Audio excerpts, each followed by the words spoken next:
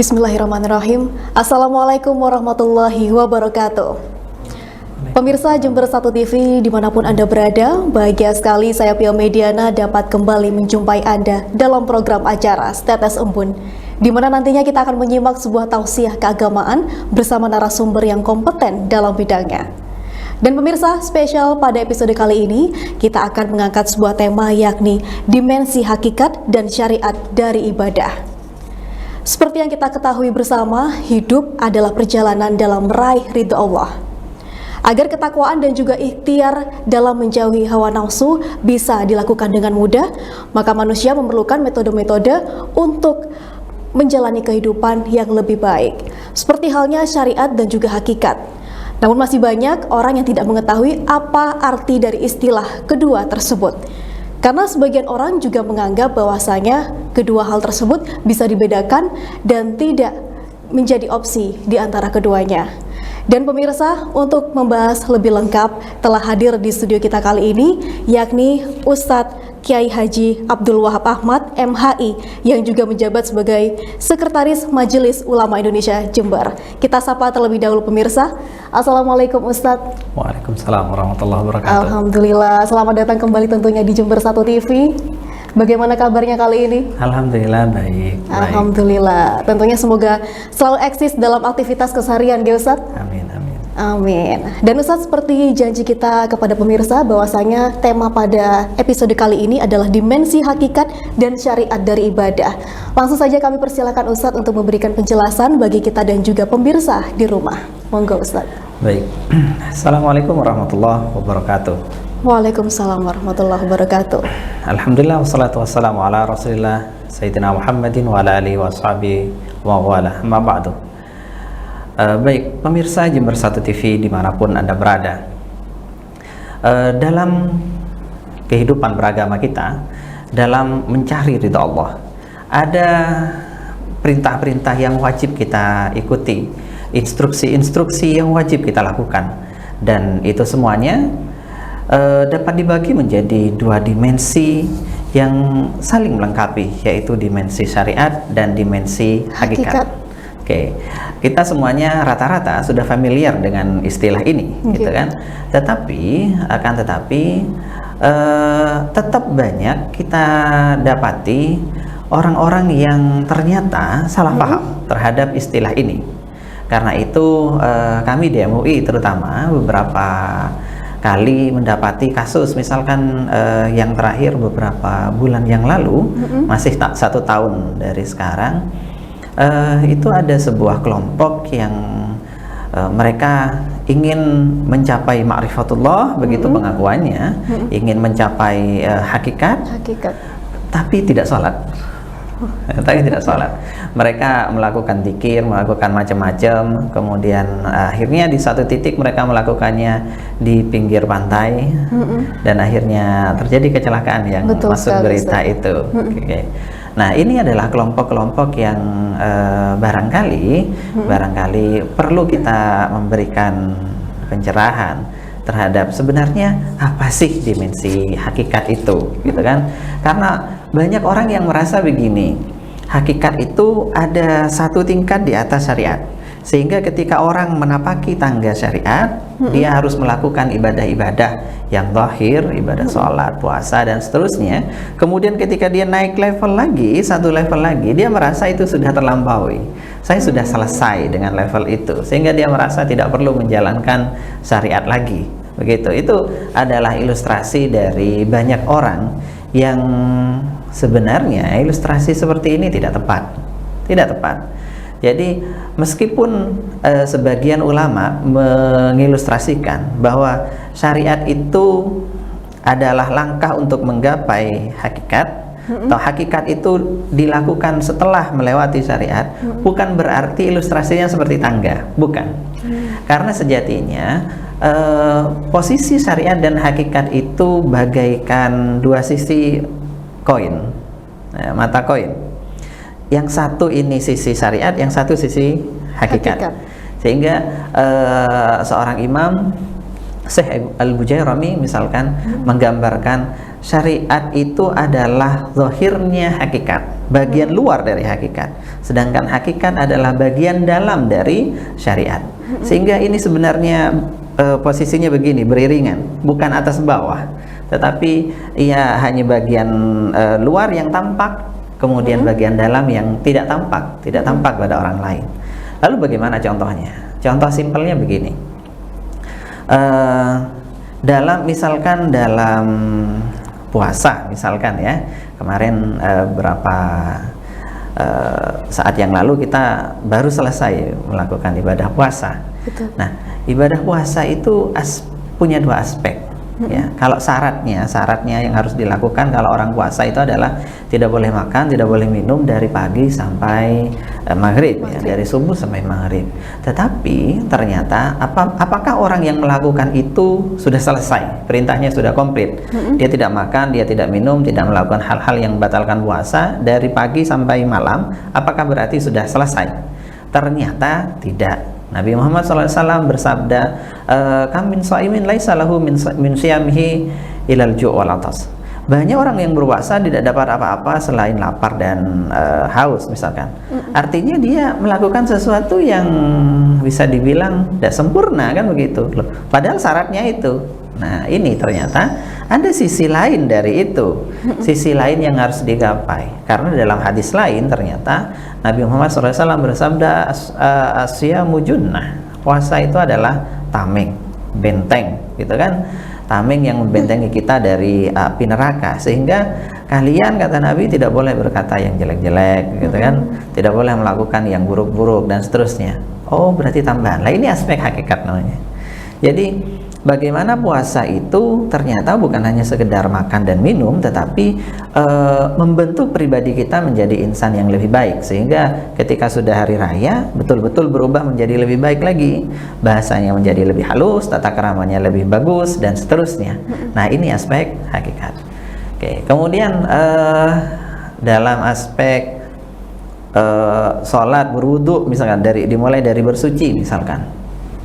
Bersuci itu caranya secara dohir yang harus kita lakukan adalah memakai air yang mutlak, ya.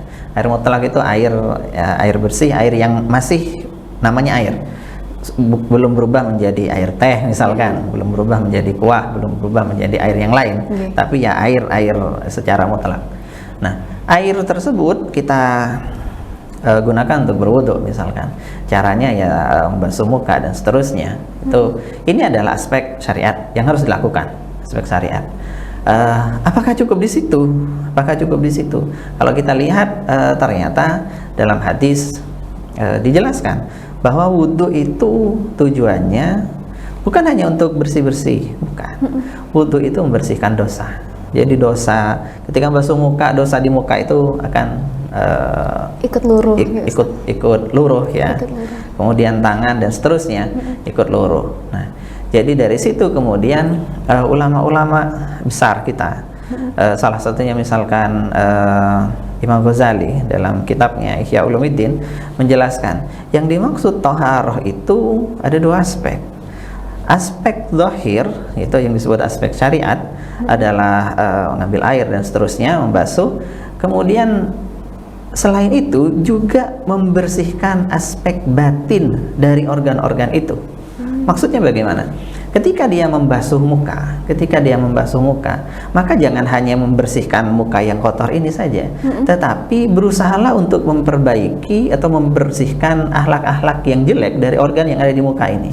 Jangan melihat sesuatu yang diharamkan oleh Allah. Jangan berbicara sesuatu yang diharamkan oleh Allah dan seterusnya. Bersihkan telinga artinya jangan mendengarkan sesuatu yang diharamkan oleh Allah. Bersihkan tangannya itu loh, jangan sampai dibuat melakukan sesuatu yang haram misalkan, dan seterusnya. Jangan berjalan ke tempat-tempat yang maksiat dan seterusnya. Nah, ini adalah aspek yang tidak terlihat, aspek plus. Nah, sehingga orang ketika sudah berwudu membersihkan aspek zahir, kulitnya secara zahir yang tampak dia bersih, kemudian batinnya dia juga bersih, maka fix. Ini berarti dia melakukan syariat dan hakikat itu bersamaan. Oke, begitu. Jadi harus lengkap. Demikian juga sholat misalkan. Salat itu ya dari takbiratul ihram sampai salam. Terus secara zahir itu yang kita lakukan dalam salat.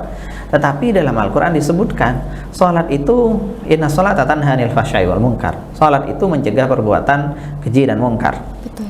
Kenyataannya, pertanyaan banyak orang, kenapa banyak orang sholat tapi tingkahnya masih jelek?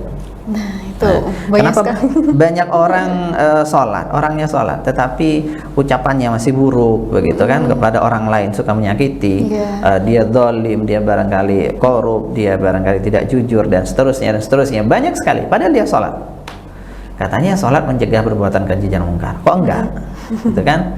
Nah itu dia hanya melakukan aspek syariat saja, di mana dia pokoknya Allahu Akbar ya, kemudian sampai melakukan gerakan-gerakan itu sampai salam. Aspek hakikatnya dia masih belum melakukan itu. Dia belum melakukan itu. Nah, apa aspek hakikatnya? Orang sholat itu harusnya tujuannya itu aqimis sholata bidzikri ya. Dirikanlah sholat untuk mengingatku, kata Allah Subhanahu wa taala dalam Al-Qur'an. Mengingat. Jadi orang itu kalau sholat, dia harusnya itu fokus mengingat Allah. Dia merasa menghadap Allah.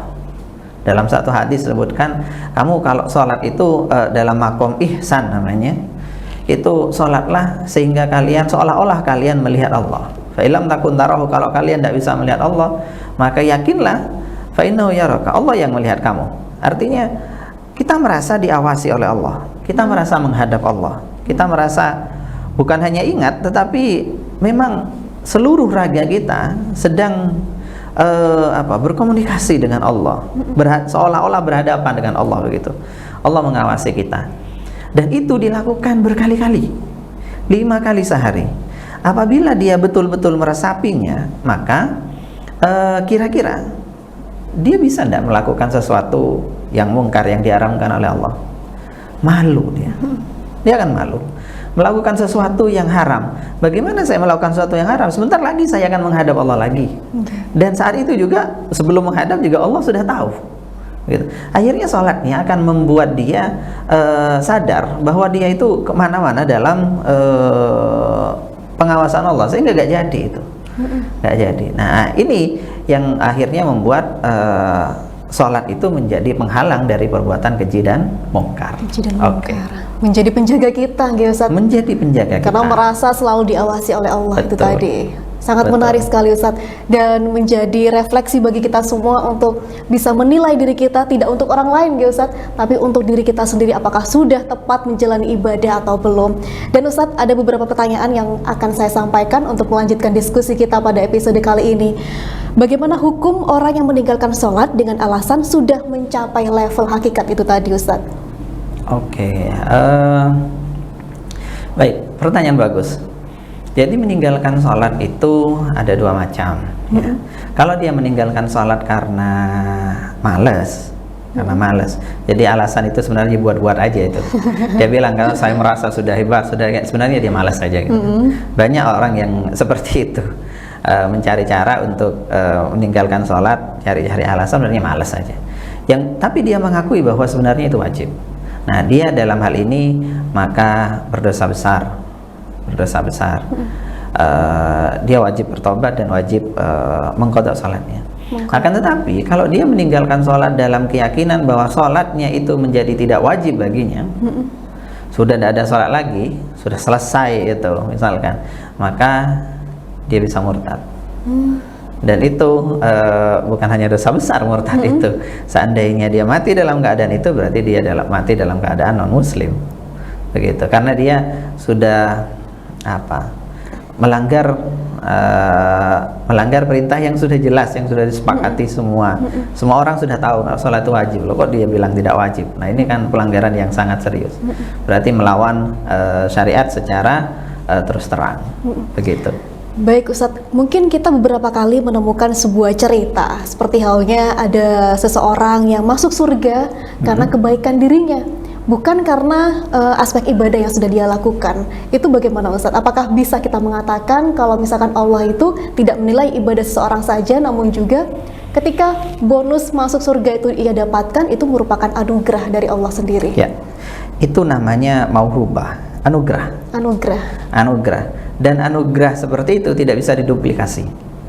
Jadi diterangkan oleh Al-Hafidz Imam Ibnu Hajar Al-Asqalani dalam kitabnya Fathul Bari bahwa yang namanya anugerah seperti itu, orang melakukan sesuatu kemudian kok diampuni. Nah, itu tidak bisa diduplikasi.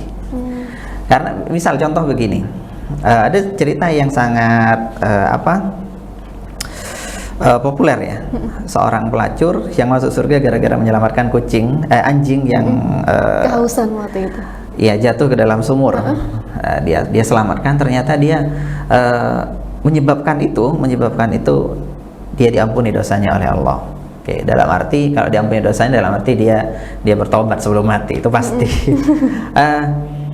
Kemudian bagaimana bila orang lain melakukan hal serupa? Misalkan dia menjadi pelacur, misalkan terus kemudian dia menolong hewan-hewan yang kelaparan, apakah berarti dia gratis sudah pasti masuk surga? Tidak, belum tentu, karena tidak bisa diduplikasi. Itu tergantung dari pemberian Allah Subhanahu wa taala. Karena itu beda-beda ceritanya. Ada yang diampuni dosanya, diterima amalnya, ternyata amalnya menyelamatkan hewan. Ada yang karena misalkan Imam Ghazali, itu ceritanya karena ini yang diterima amalnya, ternyata waktu beliau nulis, katanya nulis ada seekor lalat, minum di tintanya, dibiarkan aja, gak diganggu lalatnya, ternyata itu yang menjadi syafaat kan yang besar. Nah, seperti itu tidak bisa diduplikasi karena Allah yang memberi penilaian tindakan mana yang betul-betul tulus, yang betul-betul dia lakukan demi Allah, dan itu masing-masing kita nggak tahu. Kalau jadi tidak bisa diduplikasi. Intinya kita melakukan kebaikan sebanyak mungkin dan seikhlas mungkin, dan tidak perlu kita merasa ada yang bagus atau remeh. Semua kebaikan itu spesial ya. Siapa tahu dari itu kita bisa dapat maghfirah, dapat ampunan, dapat anugerah yang spesial itu tadi. Oke, seperti itu. Baik, menarik sekali Ustadz. Lalu bagaimana Ustadz? Mungkin ada tips-tips bagi kita semua agar bisa mencapai level hakikat itu sendiri. Oke. Yang pertama tentu belajar. Ya, yang pertama tentu belajar. Bagaimana ibadah itu bisa sempurna, yaitu apabila kita tahu tujuan dari ibadah itu. Jadi ibadah itu, semua ibadah itu punya tujuan tertentu, baik tujuan itu berupa tujuan ukhrawi dapat pahala ataupun tujuan duniawi. Nah, semua itu harus diketahui dan harus lengkap. Itu baru kemudian mudah. Kemudian ibadahnya harus khusyuk ya, harus fokus. Bukan karena orang lain, tapi murni karena Allah. Nah, ini yang harus dilatih gitu. Harus dilatih. Jadi kalau misalkan sholat, ya sholat lah yang bagus lah, sholat yang khusyuk lah, yang bener lah gitu kan. Maknanya harus pahami betul dan di angan-angan gitu ya, dan di angan-angan, sehingga dia tidak memikirkan yang lain. Betul sekali Ustadz, karena sholat itu merupakan ibadah dasar seorang muslim. Betul. Dan juga mungkin Ustadz, bagaimana kita cara mengendalikan diri nih? Karena seringkali kita merasakan kurang khusyuk dalam bersolat. Ya, selain kita harus berusaha untuk tahu maknanya, ya, kalau sholat itu khusyuk itu sesuatu yang harus dilatih dan dikondisikan. Jadi tiap orang itu punya kondisi yang berbeda, di mana dia ketenangannya, fokusnya dicapai dalam kondisi tertentu. Jadi misalkan ada orang yang tidak suka kotor, maka jangan sholat di tempat yang kotor. Dia harus bersihkan dulu itu. Ada orang yang nggak suka bising, maka dia jangan sholat di tempat yang bising. Dia kondisikan dulu. Itu langkah pertama paling basic. Kemudian dia latihan untuk fokus. Menghilangkan semua pikiran-pikiran atau apa yang terbesit ketika sholat. Dia fokus saja pada bacaan yang dia baca untuk mengingat Allah, hingga sampai pada taraf barangkali bisa itu khusyuknya itu bisa seperti khusyuknya orang-orang dulu, orang-orang salaf. Jadi orang-orang dulu itu kalau khusyuk itu luar biasa. Ada yang mereka sahabat itu waktu sholat saking sholatnya, saking antengnya nggak bergerak seperti benda mati, sampai ada burung itu hinggap di kepalanya. Nah, itu kan berarti khusyuk. Ada yang sampai ceritanya sholat di sebuah masjid jami, yang di masjid itu ternyata ada bagian tiang yang roboh, suara keras sekali, orang-orang kaget, yang sholat ini nggak sadar ada apa gitu. Gitu ya. Nah, ini khususnya sampai ekstrim seperti itu, jadi lupa. Bahkan ada cerita yang unik gitu, seorang ulama ketika sholat, ketika mau sholat dia bilang, nanti saya kalau sudah sholat bilang ke keluarganya, ke anak-anaknya, kamu nggak apa-apa deh, mau ramai mau apa nggak apa-apa, sebab saya sudah nggak dengar lagi katanya. Jadi dia malah bukan seperti kita lumrahnya, jangan ramai-ramai ya, saya mau sholat, bukan, dia malah terserah, dia mau, kalau saya sudah sholat saya nggak merasa apa-apa katanya. Nah, kondisi ini adalah kondisi yang dilatih. Oke, meskipun dalam tanda kutip khusyuk tidak harus seperti itu. Betul. Jadi ketika seseorang itu sholat diem nggak toleh-toleh, itu sudah khusyuk, sudah khusyuk, tetapi level khusyuk yang masih bawah ya. Kalau yang seperti itu yang ekstrim sudah bagus sekali, sempurna. Oke. Baik Ustaz, namun ada sebuah keganjalan mungkin dari hati saya ketika melihat seseorang yang dia itu jauh lebih memahami tentang kehidupan, dia hablum minan nasnya lebih baik dari orang-orang yang mungkin ibadahnya itu dipenuhi, lancar gitu.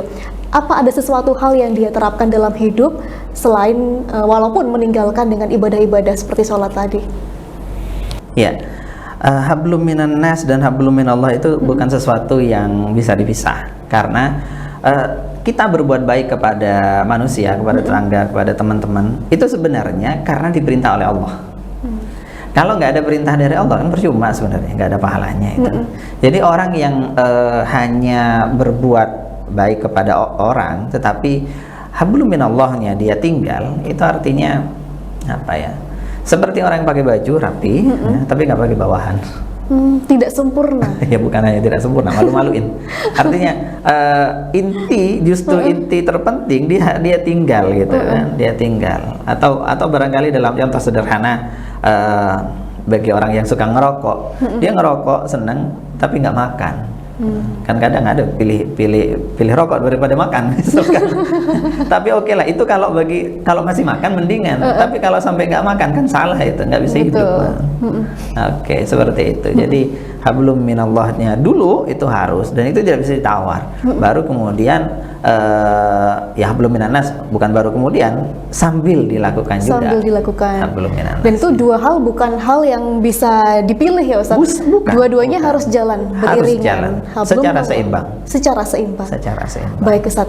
Mungkin terakhir, bagaimana bila ada orang yang dianggap wali karena bisa terbang, berjalan di atas air mungkin dan sebagainya, tapi mereka tidak sholat, apa yang bisa diikuti? Nggak bisa diikuti. Nggak bisa diikuti. Ya, poin pertama, wali itu, kewalian itu tidak diukur dari kesaktian. Jadi orang bisa terbang, bisa apa, itu bukan tanda kewalian, bukan.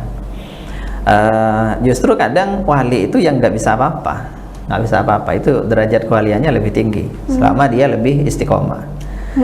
Jadi ada cerita ini, ada dua orang wali, memang wali semua. Yang satu adalah Imam Junaid, yang satu adalah seorang wali yang punya karomah. Jadi Imam Junaid ini mau nyebrang sungai, dia nunggu di pinggir, nunggu perahu. Terus ada seorang wali yang datang, Junaid, kamu mau sedang apa? Saya sedang nunggu perahu. Ah, ngapain nunggu perahu katanya? Dia jalan aja di atasnya. Kemudian ulama membahas kisah ini, siapa yang lebih utama? Yang lebih utama Imam Junaid katanya. Kenapa? Karena Imam Junaid ini levelnya tidak butuh seperti itu katanya. Dia ahli hikmah, dan hikmah itu didapat dari pekerjaan yang melelahkan, yang sabar, ya seperti itu katanya, bukan dari yang instan. Nah, katanya. Jadi seperti itu tuh bukan tanda sebenarnya, bukan tanda. Jadi kalau tanda itu apa? Tanda kewalian itu apa? Mengikuti syariat dengan baik. Jadi kalau ada wali, terkenal wali, kok kemudian ada tingkahnya yang melanggar syariat, dia tidak boleh diikuti. Tidak boleh diikuti dalam hal itu, karena yang salah nggak bisa diikuti. Bahkan menurut seorang ulama ya, Said Bakri berkata, orang yang seperti itu katanya, Imam Abu Yazid, seorang wali juga bilang orang yang begitu bisa terbang, bisa jalan di atas air, kemudian kok meninggalkan syariat, maka dia dolun mudillun. Dia adalah orang yang sesat dan menyesatkan. Gak boleh. Orang Gak yang boleh. sesat Dan menyesatkan. Gak boleh diikuti. Gak boleh dijadikan acuan. Karena berbahaya. Banyak orang dari orang-orang yang merasa yang begitu itu levelnya sudah hebat. betul, begitu. sakti, Menginspirasi. Sehingga malah ibadahnya nggak diperhatikan. Nah, itu tidak bisa diikuti. berarti ada satu langkah ilmu yang dia lewati gitu Ustaz. Walaupun memang capaiannya seperti tadi bisa berjalan di atas air, bisa terbang, mungkin ada yang bisa menghilang juga Ustaz. Berarti ada level ilmu yang langsung dia loncat. Ya, dia tidak melakukan sesuatu yang wajib baginya, dan itu adalah kesalahan besar. Jadi meskipun mendapat sesuatu yang anggaplah hebat, itu menjadi tidak spesial. Menjadi tidak spesial lagi. Begitu. Jadi ini yang harus dipahami bahwa ridho Allah itu dapat diukur. Sebenarnya misteri. Ridho Allah itu misteri. Tetapi ya dapat diukur dengan sejauh mana seseorang istiqomah menjalankan syariat. Jadi lihat sholatnya, lihat puasanya. Apabila bagus, istiqomah itu. Karena itu ada gium yang terkenal di kalangan ulama, al-istiqomah khairun min alfi karamah. Istiqomah dalam menjalankan syariat terus menerus itu lebih baik daripada 1000 karomah, kesaktian yang bisa begini, bisa begitu, itu jauh 1000 kali. Jadi yang seperti itu justru malah levelnya masih kecil. Karena kalau kita lihat yang ukurannya itu terbang, maka pesawat itu lebih sakti. Burung lebih sakti. Lebih sakti. Ya, bisa manfaat ke orang lagi pesawat itu. Ribuan orang terbang, ya. Dia enggak manfaat. Tidak manfaat, hanya untuk dirinya sendiri. Ya, apalagi itu sesat. Nah, seperti itu cara berpikir yang harus kita terapkan. Ya. Jadi antara syariat dan hakikat adalah sesuatu yang mutalazimani, kata Imam Bajuri, Imam Bujairami, sesuatu yang tidak bisa lepas. Ya, duanya saling terikat. Jadi ini yang harus kita lakukan secara seimbang. Dan ada satu hal yang menarik tadi, mengukur anugerah Allah itu bisa dilakukan, tapi bukan untuk tujuan menilai orang lain ini ibadahnya sudah benar atau belum ya Ustadz ya. Jadi untuk koreksi saja bagi diri kita sendiri, mungkin untuk menilai salah satu tokoh panutan yang kita ikuti. Kalau aspek syariat, maka boleh menilai orang lain. Boleh Ustadz. Bahkan itu keniscayaan. Ada temennya kok sholatnya nggak bagus, sujudnya nggak sempurna, kita nilai sujudmu kurang, gini loh caranya. Misalkan ada orang sujud asal nempel aja, klik gitu kan, nggak sah. Nah itu dia diingatkan. Berarti jadi untuk unsur syariat gitu. Tapi kalau hakikat itu kan urusan kesempurnaan, urusan dalam itu, yang nggak kelihatan. Nah itu di situ ya kita harus suudzon itu nggak boleh ke orang, husnudzon yang kita pakai. Wah, luar biasa. Jadi suudzon itu cukup untuk diri kita sendiri sebagai koreksi pribadi, ya, Ustaz. Betul. Untuk orang lain kita tidak bisa. Betul, tetap harus husnudzon. Oke.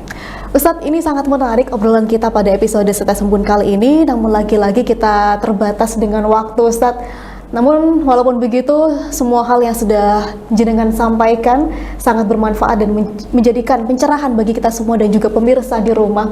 Dan semoga bermanfaat ya Ustadz ilmu yang jenengan berikan pada episode kali ini. Dan tentunya semoga pahala terus mengalir kepada beliau-beliau yang menyampaikan ayat-ayat Allah dengan tulus. Amin. Dan pemirsa, tentu yang menjadi catatan penting pada episode kali ini bahwasanya hakikat tanpa syariat itu batal dan syariat tanpa hakikat itu kosong. Betul ya Ustaz? Betul. Baik. Dan pemirsa, saya Pil Mediana mohon undur diri dari hadapan Anda. Semoga tayangan ini bisa memberikan manfaat bagi kita semua. Akhir kata, wallahu muwaffiq ila aqwamit thoriq. Wassalamualaikum warahmatullahi wabarakatuh.